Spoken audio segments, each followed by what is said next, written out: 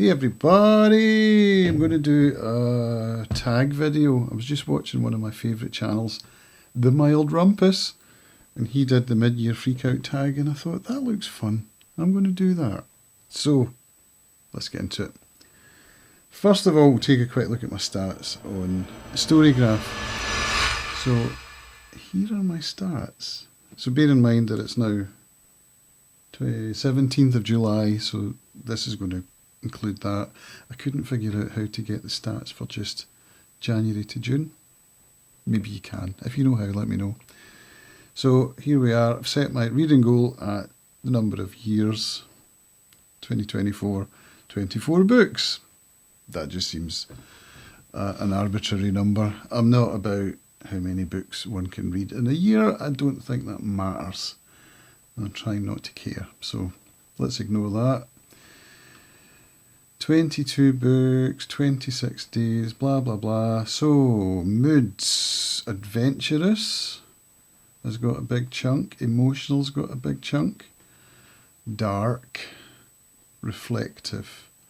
Mysterious. Those are the biggest chunks.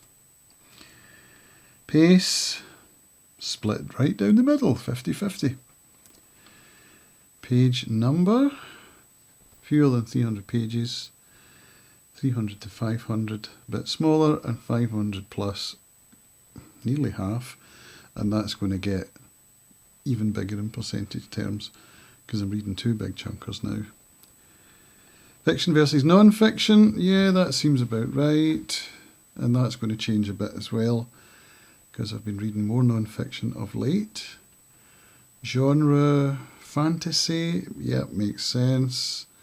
Classics, sci-fi, literary, history, and then down we go. One horror, one historical. Tags, these are my own tags, so I have joined a few book clubs this year, including Mike's Book Reviews and Plant-Based Bride. So you can see for yourself. These I haven't really kept up to date as much as I would have liked, so maybe some of the tags need tweaking a little bit. Format. This is interesting because normally audio would have trumped any other format, but just in the last year, possibly two, I've really taken to buying physical books, getting books out the library, and audiobooks have slipped by the wayside because for some reason my attention span just isn't there. I'm not sure why. Most read authors, yeah, Robin Hobb, and that's going to get bigger because I'm planning to read one a month. Currently I'm reading The Mad Ship, which is one of the Live Ship Traders books. Number of books and pages, again, that's kind of an irrelevant stat for me. Average rating 4.18, so that's a good year, isn't it? Right, so stats are done. Let's get into the books and the questions and the prompts. Right, number one. What's the best book you've read so far? Natasha's Dance, Orlando Figes, A Cultural History of Russia. This absolutely blew my mind. It was so good. It felt like it was written just for me. It's been on my radar for a little while, and I decided I was going to pick it up in June. Boy, am I glad I did. This is by far the book of the year. I can't really see it being beaten, to be honest. I mean, never say never. Possibly A People's Tragedy, which I'm about halfway through right now. Same author, Orlando Figes. This one here. But I don't think so. It's that cultural aspect as well as the historical, bringing those things together. Oh, brilliant. Number two, what's the best sequel you've read so far? Royal Assassin, Book 2 of the Farseer trilogy by Robin Hobb. The way this book ends, wow. It's one to have tissues by you, and it's one to have the third book close at hand as well, because when you get to the end of this one, you're going to want to dive straight into Assassin's Quest. My third time reading it. I read this in May, I believe. So best sequel is that. Number 3, what is a new release you haven't read but want to? The Will of the Many by James Islington. It's a very popular book in a Discord server that I was a member of for a while. And it sounds like something I would really enjoy. Sort of magic based around a kind of Roman historical vibe. Not entirely sure, but it's one that's on my list.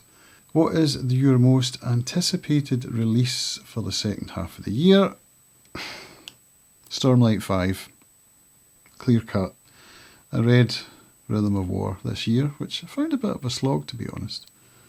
But the ending, yep, I was there for it, and I'm really looking forward to Stormlight 5 when it comes out in November, I think, or December, end of the year anyway, so looking forward to that one. 5. What has been your biggest disappointment? Surprisingly, Sense and Sensibility by Jane Austen. This was read, or half read, because I DNF'd it at about 40%. It's part of Jane Austen July, which is a booktube phenomenon that Katie's running along with another 2 co-hosts, Katie Lumsden of Books and Things. And I thought I would love it. I've had this on my shelf forever. And I don't even know if I read it back when I bought it. It would have been in the mid-90s, I think. And I read Emma. I remember enjoying Emma immensely. Maybe it was just the wrong time. Maybe I need to go back to it. In fact, I'm almost certain that I will, because I know it's an A+ book. I shouldn't really be hating on it, so I think it's just my mood at the moment. It wasn't for me. What has been your biggest surprise? Night Train to Odessa by Jen Stout. Surprised because it was in the new releases section of Waterstones, and it caught my eye. I've lived in Odessa. I stayed there for a year when I was a student, and I'm interested in the conflict. I'm interested in Russian history, so I know a bit about Ukraine and its history as part of the Russian Empire. And also I have a soft spot for Ukraine because I lived there. And this, when I read the synopsis, it was by a journalist from Shetland, and I was like, oh, this sounds interesting. And then when I read the first chapter, I flicked through the first chapter, and it just grabbed me, really hard. I could relate very well to Jen's sensibilities. So that was a surprise and a very enjoyable read. Who is your favourite new author, debut or new to you? This guy, The Tainted Cup, Robert Jackson Bennett. This was part of a book club read on said Discord server that has recommended The Will of the Many, and this was the read for May. And it had a long first chapter, which I listened to in the car. I was on a road trip, driving with my wife and son on an unexpected route to get the ferry home because we were going to miss the ferry from Ardrossan. So we had to drive to Clonegg, which is in Argyll, adding about 3 hours to our journey. So I put on The Tainted Cup, listened to it, got home. Couldn't really remember anything I'd listened to. That's what I'm saying. My audiobook attention just isn't what it once was, and I don't know why. So I listened to it again, and the narration is fantastic. Really, really good. But again, I was like, there's a lot of vocabulary in here that's new, made up words, because it's a magical land, fictional magical land, and I wanted to see how the words were spelled. And so I bought the book, and then I ended up reading and listening in tandem. And once I got past the first few chapters, I really got into it, and it became just one of the most original, imaginative and suspenseful fantasy books I've ever read. It was outstanding, and I highly, highly recommend it. So, new favourite author to me. Next one, who is your newest fictional crush? Do we have fictional crushes? Tess of the D'Urbervilles, perhaps? That was a sad book. But Tess, what a character. Would I have a crush on her? I don't know. I watched the film. Maybe that's what I'm thinking about. I watched the movie adaptation with Natasha Kinski. Hence, yeah, we'll call that a crush. And another character I'm really enjoying is Etta, the prostitute from the Live Ship Traders trilogy. She's the favourite of Captain Kennet, who's a pirate in this series. And he basically rescues her from the brothel, takes her on board the ship. And at the moment I'm halfway through Mad Ship, so I'm not sure how it's going to turn out. But she's a very strong character, and I'm quite enjoying her story arc. So does that make it a crush? Possibly, who knows. Who is your newest favourite character? Let's go back to the Tainted Cup. Anna Delabra. She's kind of like a female Sherlock Holmes. She has augmentations, which a lot of the characters do, that give them different skills. She's blind, and she's got super skills when it comes to deduction, and she's quite uncouth, and she looks after Din, her assistant, and the relationship they have is very, very interesting. And as a character goes, she's just, yeah, she's up there with a new favourite. And another one, I read this for the first time, One Flew Over the Cuckoo's Nest, part of a book club read on Mike's book reviews channel. In the classics section, I had never read this before. I believe I've seen the film, but I must have been a teenager or younger, so I don't remember it. And the main character, Randall Patrick Murphy, outstanding character. So I know he's been around for a while, but it's new to me. So those are the two. A book that made you cry, the saddest book you've ever read, easily Tess of the D'Urbervilles. If you've read it, you know. Tragic story, very dark and very moving. At least I found it so anyway. Was a book that made you happy? Robin Hobb, once again. The third book in the Farseer trilogy. And why did it make me happy? The ending. The ending was just chef's kiss. We'll leave it there. 12. What is your favourite book to film adaptation that you saw this year? War and Peace, Sergei Bondarchuk, which I have a long history with. I wrote my dissertation on that movie, comparing it to the screenplay and the novel, back when I was at uni in 97, 98. And I've watched the movie again since, but I just discovered that it's on YouTube and it's been remastered. I'm reading the book again, so watching the film with the book at this age, with my experience, and to see it remastered. Oh, and the actress who plays Natasha Rostova, she's a crush. Yeah, I'll add her to the crush list as well. Although, in the book, she's possibly a bit young for that. In the movie, let's go with it, Ludmila Savalyova, who plays the role of Natasha. Another one would be Slow Horses, which I didn't know was a book until I saw it on Bookstagram. I've been watching it on Apple Plus and really enjoying it. Gary Oldman, what an actor, what an actor. We've just finished season 2 and we're absolutely loving it. And I would like to get the book actually, just to see what like it is and compare. So TV adaptations. What is your favourite video that you made this year? Well, I'm going to have to say my newbie tag video, because that's my entry point into being a booktuber, which was the end of February. And it went like gangbusters. Blew my mind how much love that video got.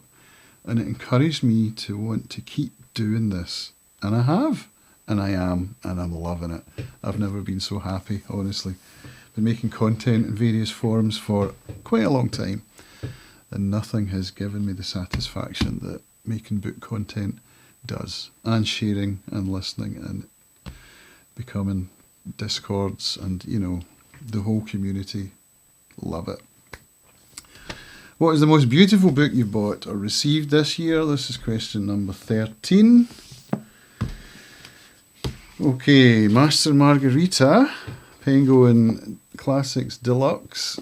I absolutely love the Penguin Classics Deluxe. I've got 6 now, maybe more, all bought this year because I love them. And they have them on a stand in Waterstones, where I've been spending a lot of time this year, in Glasgow, the big flagship store in Sauchiehall Street. The first one I bought was Crime and Punishment, which is also a belter. But I think as covers go, this one is my favourite, especially because of this quotation here. Manuscripts don't burn. Rukopis nie goriet. That's a very famous phrase from the book, and it refers to how Bulgakov burned his own manuscript for this book because he was afraid of somebody knocking at the door. Understandably, we're talking the 30s here, under Stalin. But it's in his head. Manuscripts don't burn. It's a beautiful, beautiful, powerful phrase that would make a good tattoo, actually. Not going to do it. I'm just saying. Also, anniversary edition of Cloud Atlas, which is a book I have in paperback. I've read it once, but I saw this one and I saw the edges. I was like, oh my god, look at that. What a beautiful, beautiful book. And I would really like to read it again, so here it is. And it's a signed one. No, I normally don't care about such things, but that's a bonus. And also I've got Roadside Picnic on order from the Folio Society. I'm expecting it to arrive tomorrow. It looks beautiful. I didn't order the limited edition one because that was like 250 quid, so couldn't do that. But the regular version, yeah, looks beautiful. Never read it, but I love the movie adaptation Stalker by Andrei Tarkovsky. It's one of my favourite films. I've seen it multiple times. I watched it again this year. It's also on YouTube with English subs. Gorgeous, gorgeous film. Never read it. Looking forward to it so much. Right. What books do you need to read by the end of the year? I've showed you some of them. War and Peace. I'm reading it with Simon Heisel and part of his Substack, which is called Footnotes and Tangents. Again, it's a Penguin Classics Deluxe, and it's just a gorgeous edition. Translated by Anthony Briggs. A People's Tragedy, which I'll be finishing shortly, so I don't, there's no danger of my not finishing it. Another one I've already mentioned, which is The Will of the Many. That's one. It's on my radar, and I'm possibly going to get to it, but I'm committed to one of these. Realm of the Elderlings books every month, so as well as having just launched a new book group to read these 2 books as the first part of a 2-year immersion into arts and culture, which is run by Ted Joya, and he's encouraged all the people who have read his list to start our own groups and to run with the idea. So he's put out lists of books, music and visual arts. And the idea is that you read 250 pages a week and you go through the thing in 12 months. I'm extending it into 2 years because I couldn't possibly fit it all into one. So those are on my to-read list as well for this year. And finally, another one that was recommended on that Discord server I keep mentioning is The Grace of Kings, part of the Dandelion Dynasty, is it called? Yeah, The Dandelion Dynasty by Ken Liu, who came onto my radar as a translator. He translated the Three Body Problem, which I watched with my wife on Netflix or whatever platform it was on. I thought it was alright. but I thought I would like to read the book because I'd like to know what happens next. So I bought the book, and it turns out it was translated by Ken Liu, and then I was surprised to learn that Ken Liu also writes fantasy, epic fantasy. So this is recommended heartily by one of my favourite YouTubers, Lady Mayor Reads, who also recommends The Will of the Many. And she is so effusive in her recommendations. I enjoy her videos a lot, so that's why I've got this on my to-read list by the end of the year. That's it. 15 questions. There we go. Hope this was interesting to you. If you want to do this video for yourself, consider yourself tagged. I'd love to see what you're going to read. Thanks for watching. Bye.